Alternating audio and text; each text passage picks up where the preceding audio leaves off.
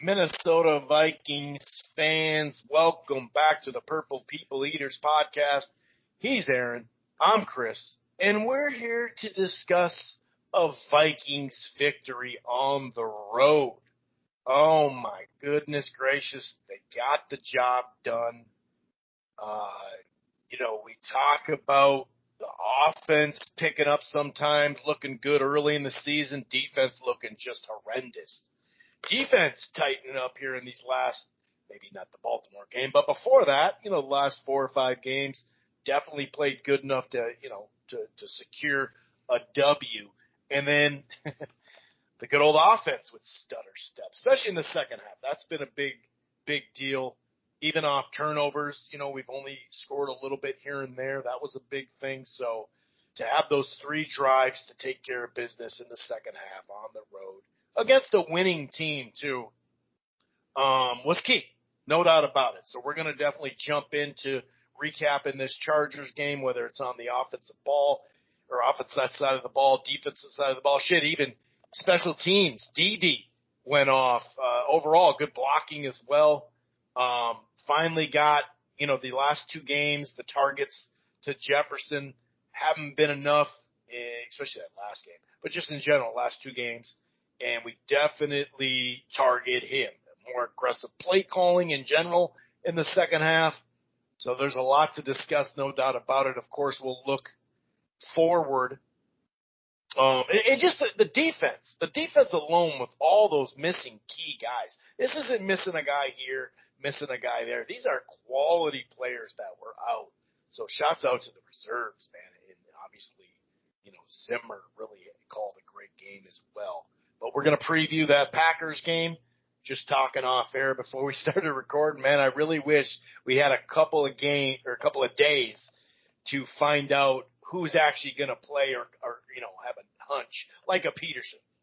How bad is Barr going to be? How bad is that knee? It doesn't feel like he's going to play this week.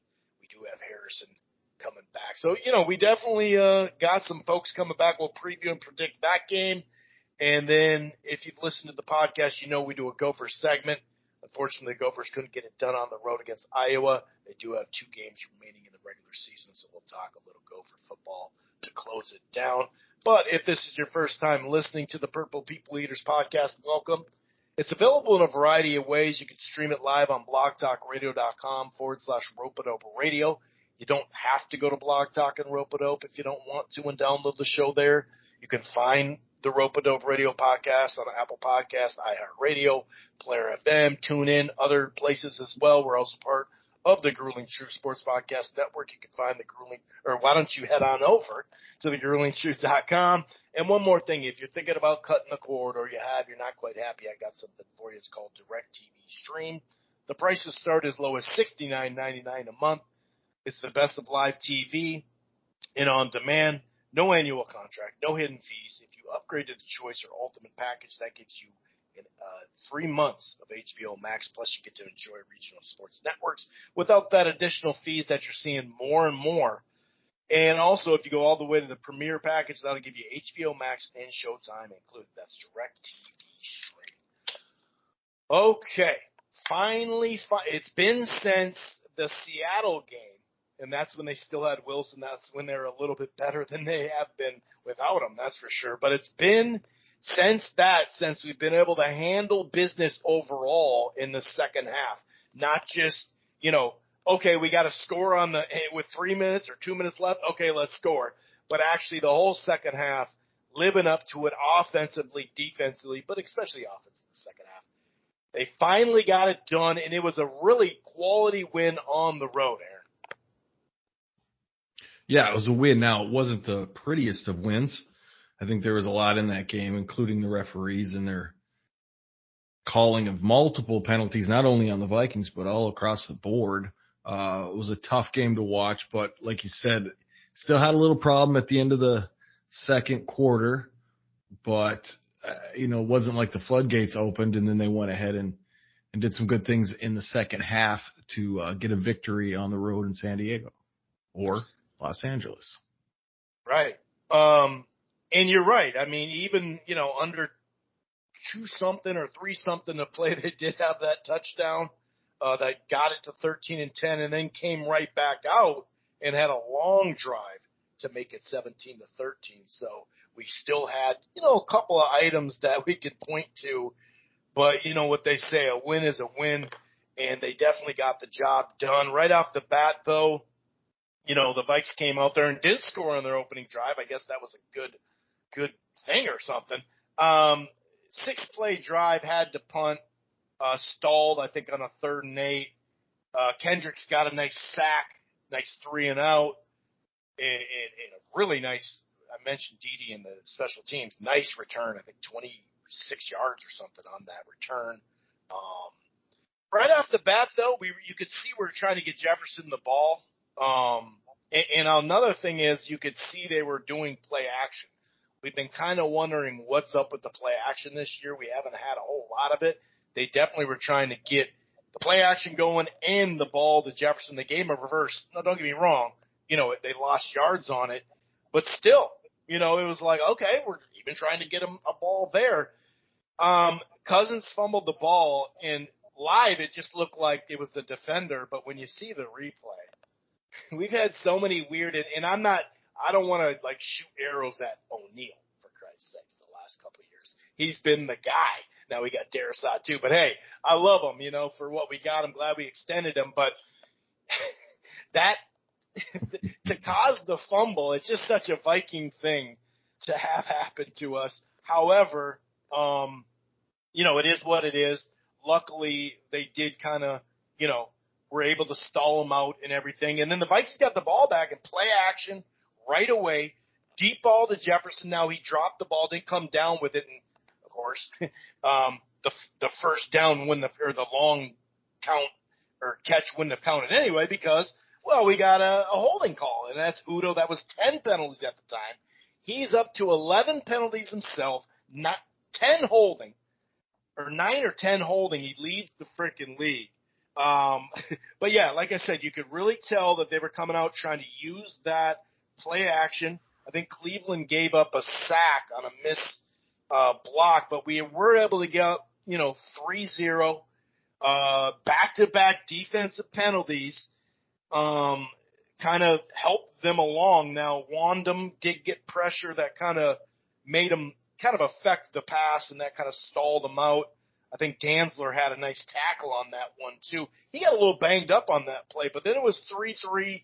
Right away, though, throwing deep to Jefferson, play action, running a reverse to him. You could tell, hey, let's get the ball into 18's hand.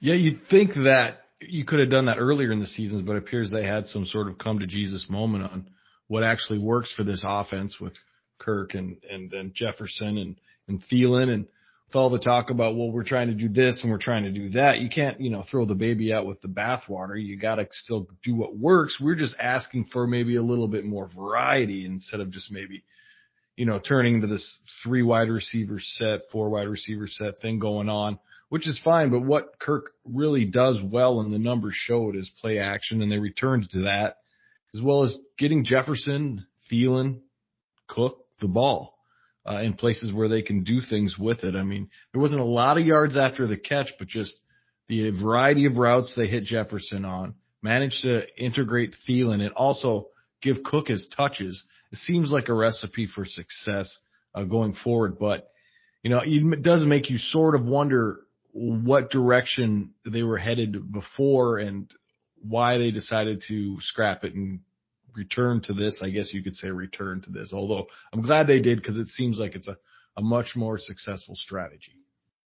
Yeah, I mean, it's really the last 2 games because earlier in the season, the first, 3 or 4 games, the offense was pushing the ball. They were scoring the points, Jefferson. Everybody was kind of playing well at that point. And then that Cleveland game and then back-to-back games. I mean, these back-to-back games before, to have the amount of Thielen too, don't get me wrong, but especially Jefferson because he's such a difference maker. And it, the fact that they were, I really got to give credit to the coordinator in this one too. I mean, sure, give credit to Cousins, give credit to Zim to say, hey, we're going to be aggressive in the fourth quarter. Telling this coordinator that and all that, that's great and all. But he gave Jefferson the ball in so many different ways. And, we know they're going to go, for a while now. And that's part of the targeting deep the last probably month or so, besides that Carolina game and this one here, that, the two deep, the bracketing and all that, but we took advantage of when there was one-on-one with Jefferson. And it doesn't always have to be a deep ball, because if you mix it up and put them all over the field, he showed you how talented of a wide receiver is, just off of catching the amount of routes he ran. Not a lot of guys can do that in the league. And then you can hit them deep, especially when you got one-on-one. Early on, though, it still was a little scrappy, like Thielen fell down on what would have been a first down play. Udo got another penalty. There was a 3rd and 15 that Jefferson made a great catch. He even got penalized, or he didn't get penalized, but I can't remember if it was Harris or not, but someone even PI'd him, and he still caught the ball. Had another first down catch after that, but the drive stalled. Our guy Ham out of the backfield, and that's who we've been giving heat to the last 2 weeks, right? Instead of the targets for JJ, but Darisaw caught the holding on that one. He was kind of coming out the back door. It was a good call, but they did, have to settle, unfortunately, for a 6-3 lead there. And then Kendricks, great INT. Once again, Kendricks doing his thing. And this time they made it, and it wasn't just a field goal, Aaron. They made it count with the turnover, another thing they haven't done the last couple of weeks. Even though I remember there was Cousins got sandwiched on a play. I thought he was actually really, really hurt. He grounded it on that play. But once again, JJ had a nice run after a catch for a first down, like a 21-yard, I think, a gain. And Conklin got it, got the touchdown, 13-3. And it felt like, finally, dude, we're taking advantage of our defense turning the ball over. Well, that's what you want to see, and unfortunately, we just haven't seen that the last couple of weeks. And that was one of their better drives of the day, I thought. And I think they got a little bogged down. Did they go on 4th down? I think when they got the ball to Conklin. So you're not as conservative, and Zim was clear to point that out it wasn't actually, that was Fleck, and I'll bring that up in the Gopher segment. But had a snide remark, which I thought was kind of funny. But you didn't see the ineptitude usually that's almost like they're shocked they have to go back on the field and play, but they've managed to get us, great interception by Kendricks, also a great sack. But like you said, that Thielen slipped. Well, Herbert slipped on that one too, and Kendricks caught him 15 yards on a sack earlier in the game. So they played well defensively, I thought, through that first half, except for we'll get to the end of the second quarter where they kind of gave up a few. But that was also helped by the referees, so we won't go too deep into that. But it was nice to see him score after a turnover. You want to see more of that because, regardless of what you say of his defense, they have been causing turnovers lately. Yeah, and beyond that Baltimore game, for like 4 straight games, they played winning football, man. And sure enough, it's under 3 minutes. All right, time to get up some points. 8 plays, 75 yards, under 2 minutes, quick strike. Like you said, Griff hands to the face. It was either Alexander or Breland with the PI. I think it was Breland. 13-10. Now, here's another thing. They kind of switched, possessions there, and they ended up getting the ball back, the Chargers. And they made a big, big stink about this on Twitter while I was watching the game. So Zimmer made sure he called all these timeouts to get the ball back, right? But then the first play call with not much time was a run. Was that something that stood out to you like, hey, dude, wait a second. Aren't we a changed team this week? We're so aggressive. But a lot of people freaked out right before half. You called all these timeouts. Why you running? On one hand, I hear what they're saying, and I get it. You'd rather pass there. But sometimes I think some of this stuff is a little piling on. But in this case, I bring it up only because Twitter was losing their freaking mind when it happened. I was losing my mind too. I wasn't even on Twitter. I was like, if they run the ball here, I'm going to throw something at the TV. Now, I didn't throw something at the TV, but I was just as frustrated as the Twitterverse was on that. It's like, are you serious? You go through all of that, and now you're just gonna run the ball. And I'm like, and there was a few moments like that where it was like, okay, 2nd and 20, you're gonna why are you running the ball? But you got to try some things. You run a draw, which they did. That's a pretty common 2nd and 20 thing, and they ended up in 2nd and 20 and 2nd and 15 far too many times, thanks to Udo, which seems to be having problems. I can't tell if he's the weakest link now, and so he's getting, the best guy defensively, or all the stunts are coming his way. All those are possibilities, but I thought the line held up decently well. I guess it could have been better. I mean, Kirk was pressured. It seemed like a lot. I don't know what the final numbers were. He got hit a lot. I think it was like 6 or 7 hits, but yeah, it was a mixed bag. But I mean, they managed to somehow piece it together. They still need to work on that. I think Cole's an improvement at center, but not by a whole lot, at least as of right now. But yeah, I mean, I'm sorry, I forgot where we took off on that this. Twitter, like people freaking out on Twitter right with at the half. running on. Yeah, it was just like, oh, you caught all these timeouts. Your first place of run. What are we, Nebraska in the 80s? Like, come on, dude. Rozier's not on the squad, and we're not even in college. This is pro football. So you're up 13-10 at half. You've already gotten as many first downs as all last week. Or no, 2 weeks ago. No, last week. It was last week, which is nuts, which is just nuts. Got a nice little spread, 128 through the air, but still 66, on the ground. The biggest thing is those 8 penalties. I mean, before they scored on that drive, Aaron, the Chargers near the end, they had more penalty yards, the Vikings, than they had total yards in general. That one hurt, and to make matters a little funky here, we got a nice little 13-3 lead. That doesn't mean shit, obviously, especially for the Vikes. But, they come right out, 10-play drive, no problem, 2 quick, passing first downs, just really just march on down and get the touchdown, 17-13. And, right then and there, I'm like, man, of course we weren't going to hold on to that freaking lead. I get that part. But, damn, now they got the lead, and that was a hell of a drive there. And let's see, how we respond. And it was kind of a mixed bag, after that point. Had a 3-and-out. Bynum had a nice sack on the Chargers. They managed to go 5-and-out, I think, on that play. But then they put together, the Vikings, a 9-play drive, 66 yards. Another great catch, 27-yarder by Jefferson. And I think this time it was Harrison. There was a PI there. Thielen had a nice juke run, kind of tweaked his ankle there, but it was a nice pickup almost into the end zone. 4th and goal back. We had 3 straight runs, 4th and goal, and then Conklin, managed to get that one 20-17. And now I'm like, okay, we got a touchdown in the second half. It's not a field goal. It's not just a nice drive. And to respond with a 3-and-out, only burning up a minute, it kind of feels like what we've been doing in the second half. That was key, and I really felt fairly confident at that point, like, okay, I think we're going to get this dub. But, of course, as a Vikings fan, you can't, you got to wait till the end. Yeah, it would be nice to think that. I kind of thought, okay, well, when's the other shoe going to fall here? Because, it changed. But the 3-and-out was nice. And going back to the last thing I said was,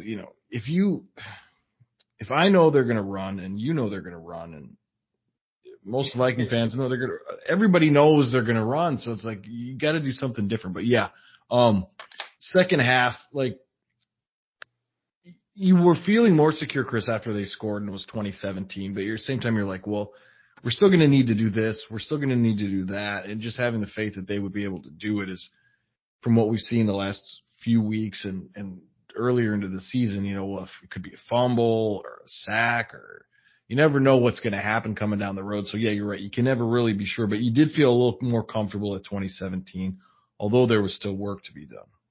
Yeah, definitely work to be done. And after that 3-and-out, 12-play drive, take it up 7 minutes into the fourth quarter. 2 third-down conversions, and, for a while there, I think we were 1-7 or 1-8. Neither team was good on third down until the fourth quarter, really. 2 third-down conversions, 1 to JJ, 1 to Thielen. Cook got a 1-yard run. It's 27-17. And of course, I figured, okay, they're gonna drive now, and they did. Almost 5 minutes, 12 plays, 69 yards, but the defense held. I mean, that Allen to Herbert combination, that just barely over the former Chargers linebacker. I mean, that was a perfect play, and I thought, oh shit. Yep, here we go. Basically what you're saying, like the other shooter drop, like that could have been a pick, that could have been whatever, just a knockdown and where they are in the field. Maybe they punt. But the key thing is, long drive, that's great, but bend but don't break. And they stopped him, man. And that was a big stop. I mean, of course, they got a field goal, but 27-20. And then 4:36 left on the clock, 10 play, 36 yards. So if you count them up, a touchdown drive for almost 4 minutes, a 7-minute drive, and then another over 4-minute drive to completely take over the game, victory formation. However, just like the Vikes do, right? We had to make it interesting, right? The holding on the first play, it's 1st and 20. I'm like, oh, this is great. This is just great. Now, JJ made that money catch that they didn't even need to, once he caught the ball and put his left hand down, once you put your left hand down, the play's over. The play's over right. That's kind of like stepping on a bounce. So they were really looking at that play, but I felt pretty confident, as confident as you can. But we still had to get a face mask and make it 1st and 25. Of course, Stocky came in there, I think. And somehow now it's first, and I'm like, are we really doing this? Can we not just do this? And sure enough, Thielen almost probably could have ran his route another yard or something so he could stretch. Couldn't quite get it, but that 4th and 2 pitch to the side pitch to the right side of Cook. And it was just a wonderful thing to have the game in hand and have that victory formation. That's how you really want to draw it up beyond winning at the last second, but if you can, to control that last part of the game, man. Well, that's how you want to do it every time. It just never really works out that way. And, I count on my hands in the last 3 or 4 years since we've been doing the show how many times we've ended a game in the victory formation. It hasn't been that many times. I remember specifically like a game in Atlanta where we got to run the clock out, and this game and maybe a couple others, but Seattle game ago. But not many other times have they been able to finish it off. And I think that's something that they've been working on, finishing off games. You hear it in press conferences constantly about, well, we got to learn how to finish off games and blah, blah, blah. And they tend to be in position to do that majority of the time, I think. It's just that they don't – something goes wrong. And when you start 1st and 20 because you get a holding call and, the refs do everything in their power to make it very difficult, you got to overcome a lot of adversity to get there. And that's one thing I could say about this game is that, they not only did they overcome the LA Chargers, they dealt with their own penalty issues as well. And you thought, well, this penalty is going to kill a drive, and then you get a nice pass to Jefferson or a run from Cook that made up for it. So it's starting to progress into something that you can kind of feel confident about, but at the same time you're like, well, if you could just get rid of those penalties, it'd be a whole different ballgame. Yeah, literally like 3 or 4 less, and that game's not as close as it should have been. And we could say that all year. That's really well said. And, as far as our, for quite some time now, the last month or so, we've seen it. I think it started kind of with Cleveland, the 2 deep, trying to take our deep ball away, especially to Jefferson, but Thielen can go deep as well. And I really, just to reiterate, I really like how that, looking at the route tree is basically what it is of Jefferson's routes. So I saw this posted on Twitter and it really caught my eye. And you can throw the ball 15 yards and someone can make Thielen and Jefferson and others too, Cook, like you mentioned too, can do something with the ball. I mean, there's so many times where we've been throwing it like 3 to 4 yards behind the line of scrimmage. And I'm not saying get rid of that altogether, but it just seemed like we kept going to it and going to it and going to it. And some of that is, we are in the games a lot of times. So, okay, we're not going to take a risk. Sometimes it could be like, well, we don't need to strike deep here. Sometimes take what the defense is giving you. And I get that. But one thing is to get back to that play action, which we really haven't used much at all. Heading into this game, we were 29th. Oh, wait, that's 2 games ago. 29th, 20% of our, the play action rate, 20%. That's 29th in the league. And I understand, tweaking it a little bit. I mean, we did lose Irv Smith, so we have been doing more 3 wide receiver sets and whatnot. But we still need to use it, and we can still get the ball to Jefferson. It's just nice because, like I said, the amount of targets he's got in these 2 games, I think some have piled on like it's been this whole season and even last season. I think that's a little over the top. But, man, these last 2 games before this, there was just no excuse. And some of that's we've talked about. Zimmer, coordinator. Cousins just taking the ball, they're coming. I'm going to just dump it off to Ham 9 times. It's a variety of stuff that plays into who's at fault. We went over that last week too. But we just got to remember who we got on our team and just mix it up, man, because heading into last week's game, Jefferson had 15 catches on first down, which led the league. So, and we're in a lot of third downs, right? But yeah, man, I mean, it was fun to just, feed them the ball. And then we still got 25 carries to cook, too. Well, yeah, speaking of taking what the defense gives you, I mean, they're going to give you C.J. Ham all day. If that's what you want, that's what you're going to get. And, a lot of it goes to giving guys a chance. I mean, Kirk's got 2 interceptions on the year. I mean, you can afford a couple more in there. Now, you're right, we're in tight games a lot. But you got to take some risks and trust your guys. I mean, if there's a receiver in the league I would trust with a contested ball, it would be either Jefferson or Thielen. They're both great at it. They're both great route runners. I think you got to take more chances. Now, I don't know. It's like you said, it's a combination of things. You're in the ball game. Do you want to take a risk? Is it a calculated risk? Where are you in the ball game as far as, third quarter, fourth quarter? It's a multitude of variables, but at some point you have to take these risks. And I think what particularly Jefferson proved on Sunday was that it's worth throwing a ball up to him that might be questionable. He's got a good chance of coming down with it. And Thielen will come down with some stuff. So you got to take more chances through the air. And just because someone looks covered doesn't mean they are covered. You can't just check down to CJ or check down to Conklin all the time. You got to move the ball down the field. You got to make an effort to do it, and you got to make an effort to get the ball in your playmakers' hands. And that's screens to Cook.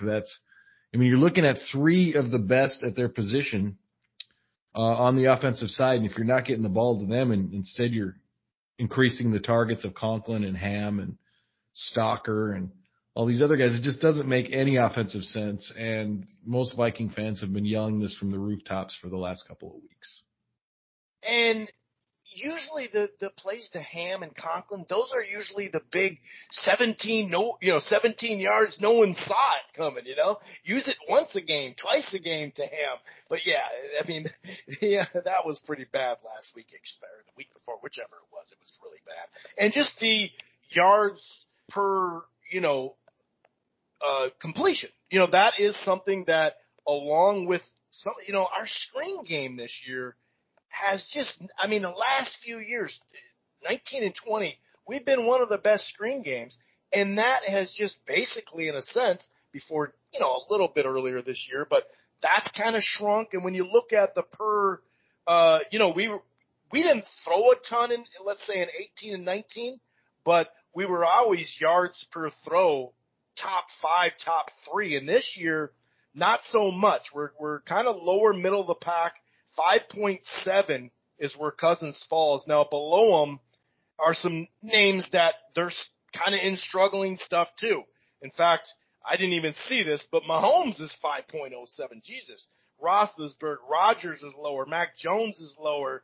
Above them, just barely Tannehill, Herbert, Brady's at 5.1. Matt Ryan's at 5.9. And we're usually, like I said, 6 and above easy every year so far in this system anyway. And so that needs to improve. And you can tell the weeks when we do and when we don't. You know, I mean, of course you're not going to be able to, like I said, it's not, when we say a deep ball, it's not jump deep ball. You know what I mean? There's a difference. Like Jefferson with 2 guys on him, jump deep ball. He's still not a big body guy, but like you said, especially when it's one-on-one, both these guys make a big play. Can you hear me right now? Yeah, I hear you just fine. Okay, because my speaker, what I normally see is kind of messing up. Let me know if you can't, and then I'll adjust something. But yeah, a lot of it comes down to that. And here's the thing that kicks you in the ass sometimes. When you look at it this year, it really kind of just strikes you as like, I understand doing some stuff. I understand we lost a tight end. I understand the 3 wide receiver stuff, and some of that we like. But we're actually, even this year, we're pretty good at it when we do it. You know, it's just kind of, it's kind of funky how we've gotten away from stuff that we really like to do. Yeah, here it is. So when we throw 20 yards or more, we're 12th right now, and we haven't even done it as much as we normally have these last 2 years. But yet we're heading into this last game, we were 30th in deep ball attempts.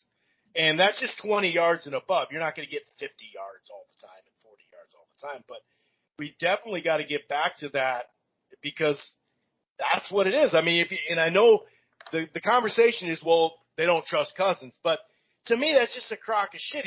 Look at the first 4-5 games this year. We were throwing the fuck out of the ball. And actually, if you look at it, since 2015, he has the most 40-yard touchdowns out of anyone. So this whole thing of, well, they're afraid, they're this. I think it is more sometimes, well, we're in this game, I'm going to game manage. Well, that's great, and there's a time for that. But we definitely got to increase just getting the ball a little down the field, you know, not behind the line of scrimmage as much as we had these last 2 weeks. Sorry, we've been ranting on this stuff, and it does frustrate you. Maybe I went too long. Well, let me pull this string. Here's where I get a little confused. So I'm assuming, and this is an assumption, that we took on Clint Kubiak as a continuation of what Gary Kubiak was doing, which was our bread and butter, play action, screen game, zone run type of offense. And you would assume that the reason why Clint was such a convenient hire was that he would continue to do that. But what it seems like is that, you know, he wanted to take this opportunity, and this is my speculation, to maybe form his own identity offensively, and has been trying that throughout the beginning parts of this season, and has now sort of gone back to what has always worked, which is the bread and butter of the screen game and the, you know, what I said earlier. So it's like, is it possible that his change in philosophy, that there's a change in philosophy with him, is like, okay, yes, I wanted to try this new stuff. I really tried hard through a lot of adversity. It wasn't working. Let's go back to what works. And, you know, Cook on a screen is going to work 9 times out of 10. As long as you got blockers out there and a little open field, Cook will get the most out of it. And you're going to find, you know, contested catches with Jefferson, and you're going to find a good routes and clean open with Thielen. So you've got the tools to do this. And now the play action is the thing. If you're going to, it requires a good running game, which I thought Madison ran really, really tough. I think Cook always, you know, like you said, just Cook on the field establishes the run. Sometimes I think you don't need to run the ball 24 times with Cook. Just get him on the field and everybody's aware that he's there, and you've established the run. Therefore, the play action will work. And it just seemed like they went away from it. And I'm just speculating as to why or how they ended up getting away from it. But it seems like they're returning to it, which is good, because I think Kirk's numbers show, as I said earlier, that that's really what he's best at. And especially in modern day football, play action passing is not what it was, you know, in the 90s and the early 2000s, but it's still a very effective form of football. And Kirk can be the most effective, I think, under play action or on bootlegs. And I know Zimmer said they did a lot to take away the bootlegs, but you can still find things to do. I know last week you brought up 3-step drops, quick throws, but that's a whole different framework. And I think what we're seeing now is maybe a return to our basically bread and butter, what we know works with our personnel. And if they can continue doing this, especially because Green Bay's, they know what we do. I mean, it's not going to be a secret to them. And you can come out with these different 3 wide receiver sets, try to fool them or whatever, but they know what we're going to do. And I just don't think you can lose with Cook on screens and Kirk in play action.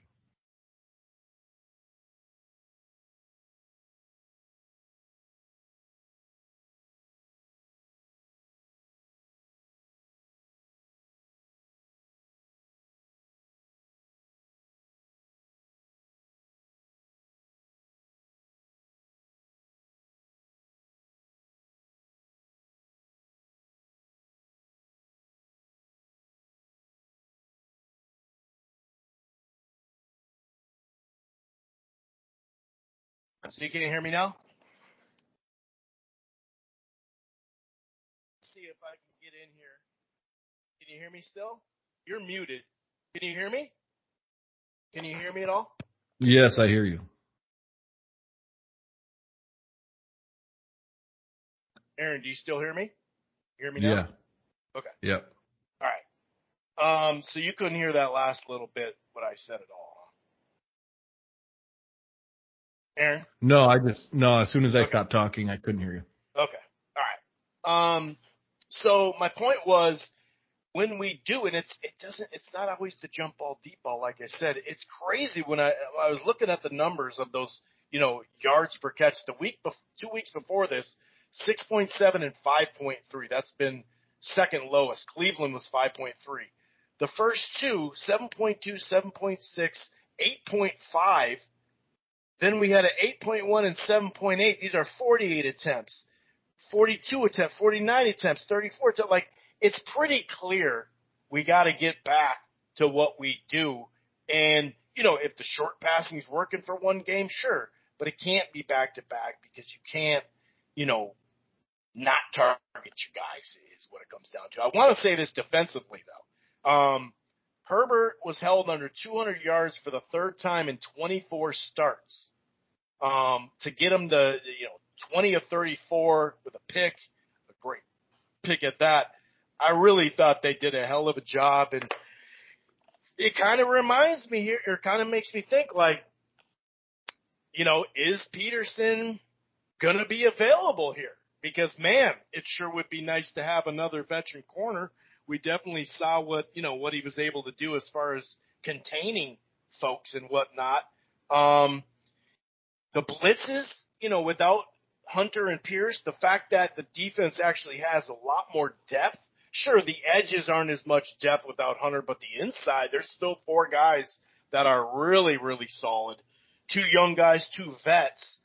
So that's helping. The blitz packages and the pressure, we're going to have to find a way to keep hitting on these pressures and to get pressure up the middle because, we got some good edge rushers. They're more selection now, but, without Hunter, it seems like it's a bigger drop off only because, like, Pierce is money, and I want him back that week 13. But at least we have Tomlinson, Sheldon, 2 young guys, too. Watts has played great this year along with the Baylor guys. So defensively speaking, we just got to keep it going here into Green Bay. Anything else you want to talk about, maybe something about the defense or start getting going on this Packer preview? Well, I'll just lead into the Packer preview. You're right.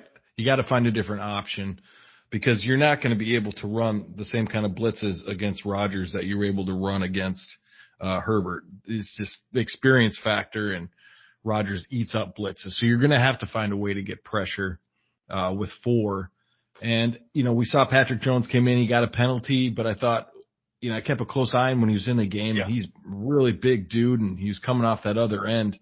And I think he definitely has potential. I saw number 66. I think that's Yarborough. I didn't really see a lot out of him, but he seemed to be around the ball. And then you got Lynch and the inside guys. So you're going to have to find a way to get some pressure from Sheldon Richardson, Dalvin Tomlinson, James Lynch, and Armon Watts to make up the slack for Hunter being gone.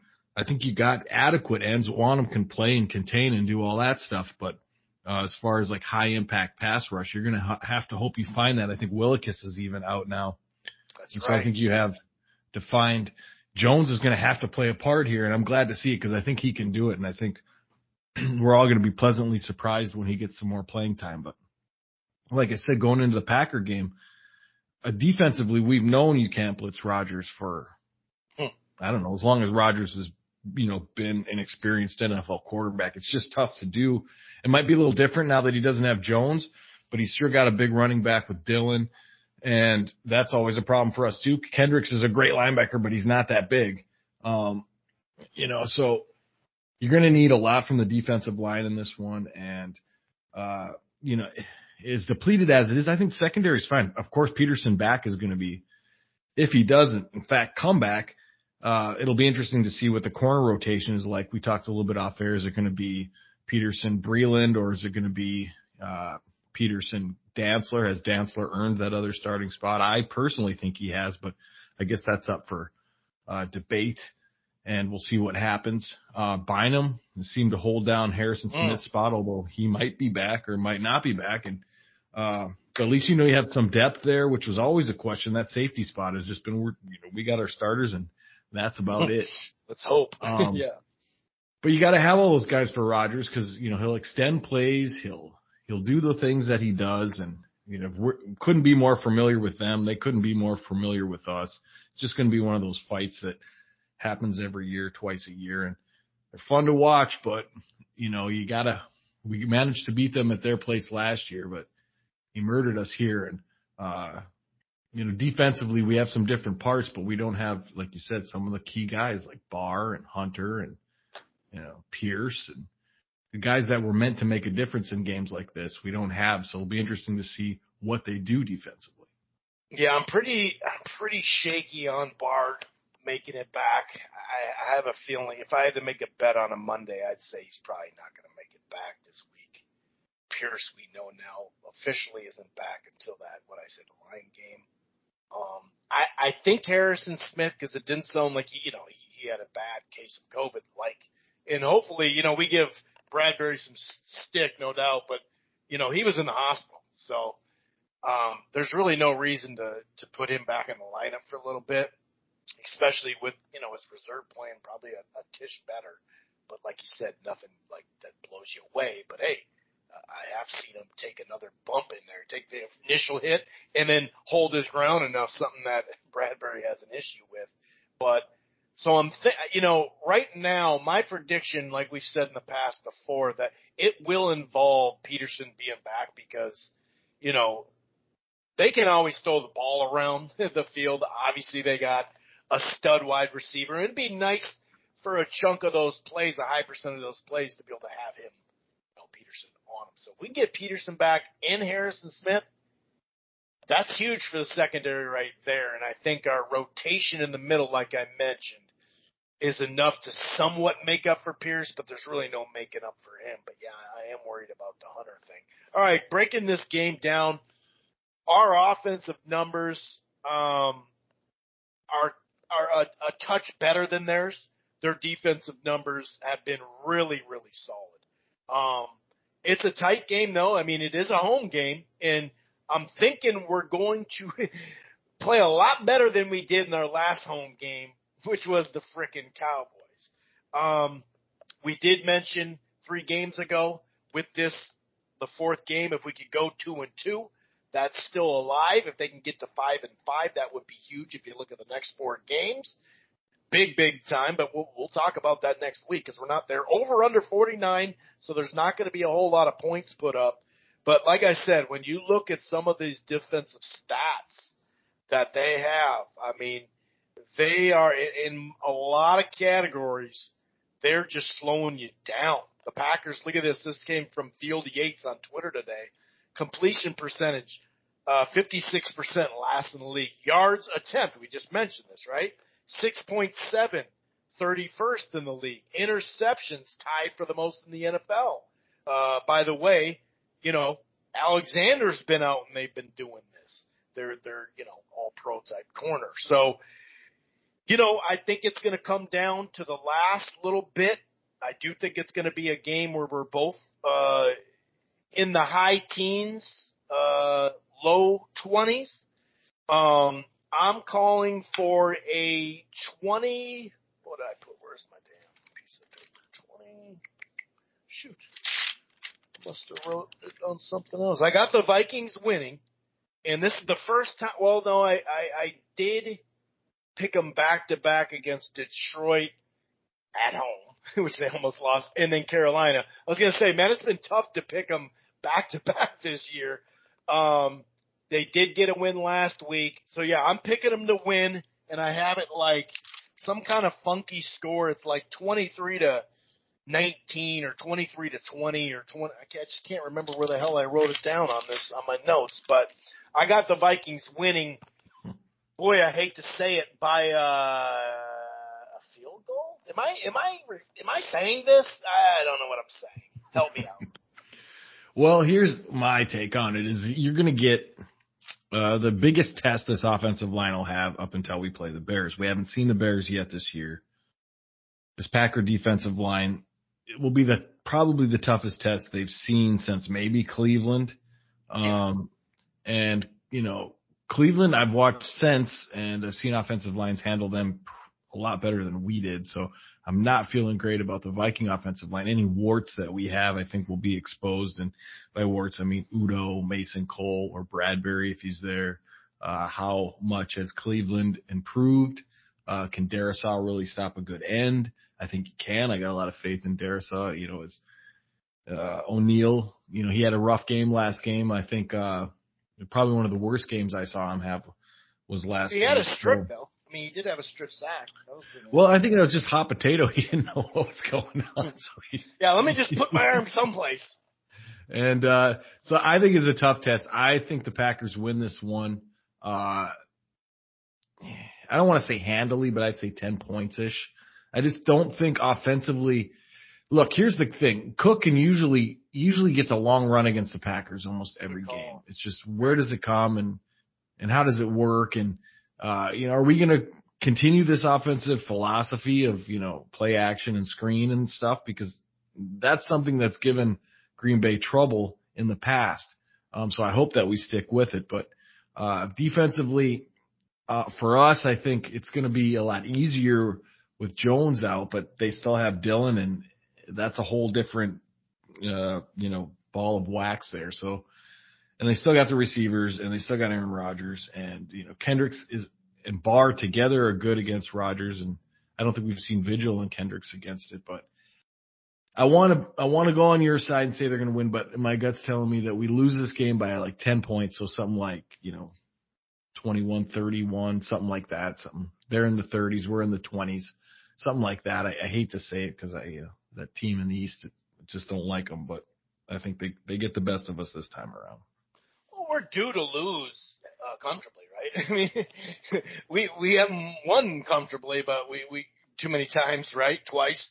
But yeah, you're right. I mean, we are bound to lose a game by more than a score, So if it's going to, our next loss probably will be that. So I think that's a good call. And here we are, the third, when I say must win, meaning, getting in that final spot. The third must-win scenario so far already, and we're only in the 10th game. We couldn't go 0-3, so that was a must-win. To go 3-3, we had to beat Carolina. That was a must-win. And this, for me, is a must-win if we want to sneak into that last spot. And Carolina right now has it. They're 5-5. We're 4-5. The Eagles are 4-5. They're 4-6. Falcons are 4-5. Obviously, we have that head-to-head with Carolina, who's just a game up. So, are the playoffs reachable? Yes.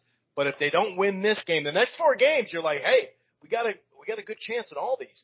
But to get this one, you got to protect your home, especially what you did in that fucking Dallas game.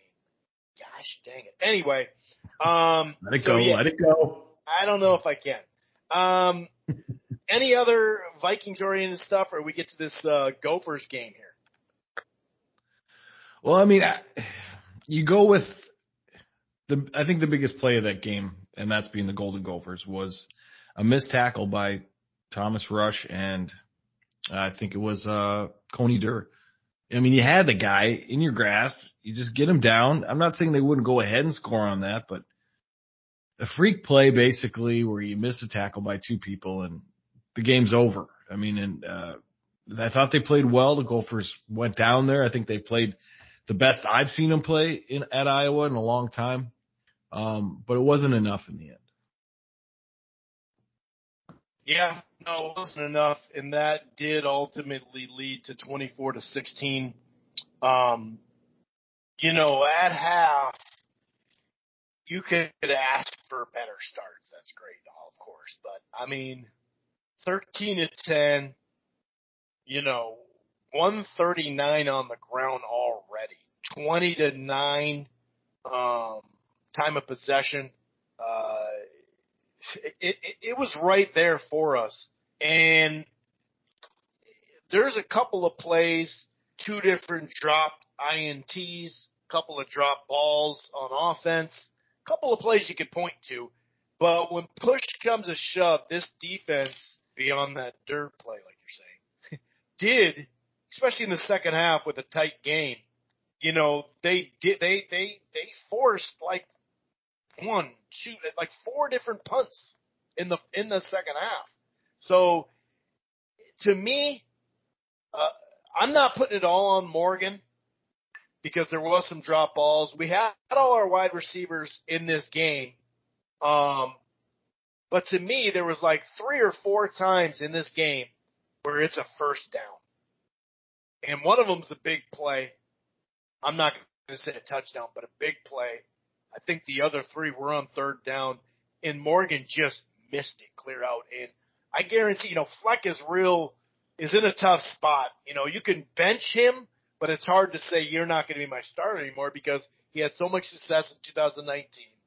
And his record, his quarterback record, which can be deceiving, it's hard. I'm not saying get rid of him, bench him. I'm not saying that, but I guarantee that in 3 out of the 4 losses this year, every time Morgan's come up there, and not just the quarterback thing, where most quarterbacks take the blame, but even in some times when it's not their fault, a lot of quarterbacks do, more in the pros, I'd say, but he's going to say I didn't play up to par. And this year, having 2 starting caliber, NFL caliber wide receivers bailed him out in many ways. And a lot of it was just beating one-on-one coverage. You said it yourself, a lot of slants. And the frustrating part is when we do, and it doesn't, like we were talking about the Vikings, it doesn't have to be a 50-yard pass. Those are nice, right? Especially when you run the ball like we do. When you're over 200 yards per game, you got to be able to complete more passes. And to me, Morgan didn't. There's a couple other people you can point to. That's great, but Morgan didn't play up to standard in 3 out of 4.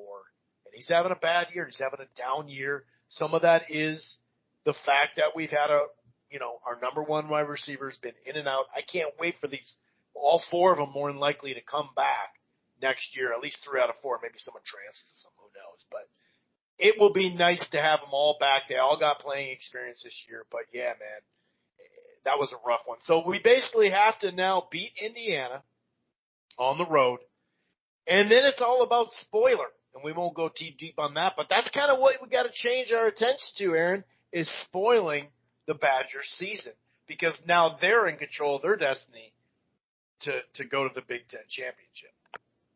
Well, just to, work on the Morgan thing, there's a lot being said out in the public and on the chat boards and so on and so forth, but you got to look at it this way. Other than Ohio State and in this Iowa game, the other 2 losses, it wasn't a defensive issue. I mean, I think Bowling Green scored 14 points or something, and Illinois scored 10, I think. So it was the offensive issue, was that we couldn't pass the ball effectively when we needed to pass the ball, and generally that's on third down. And now you've got almost a super senior quarterback at this point in time. I guess next year will be a super senior year, but that shouldn't be an issue as much as it is. Yeah, you're not always going to complete third down throws, but you should complete more of them.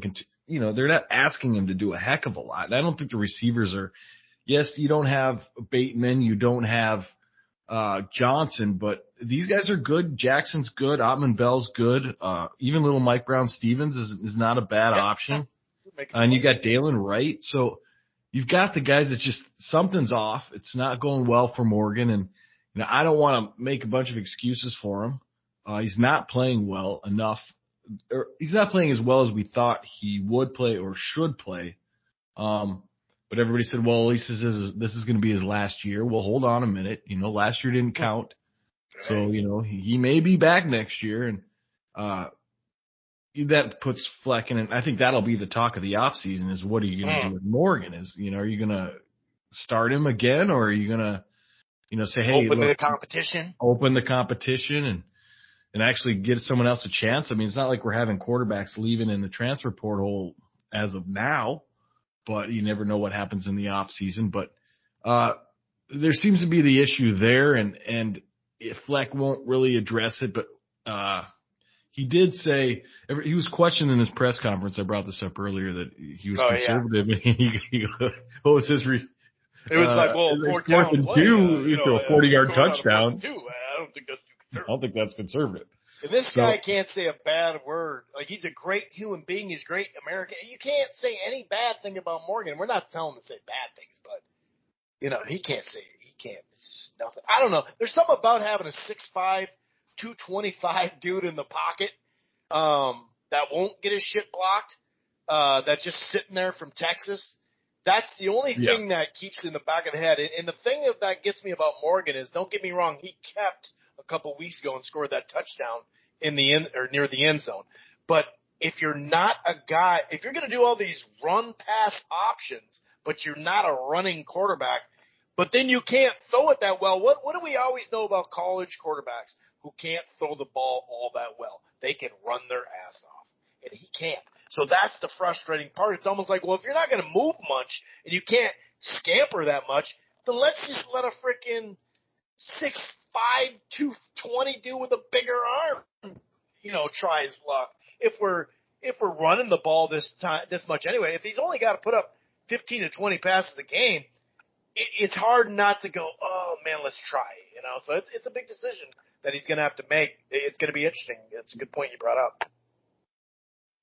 Yeah, I mean, all that could be tainted. I mean, Tanner could have a great game against Wisconsin and a win, and then there'll be no question about it, and you're like, okay, Tanner's back next year, blah, blah, all's forgiven.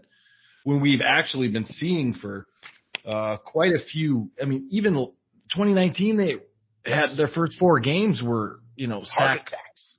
Yeah, heart attacks. Scooping scores all over the place. So, I mean, he managed to clean it up that year, and, his offensive line is good for college, and I just don't see, he's got happy feet now, and he's a little worried about the pressure, and it's just not looking like it should look.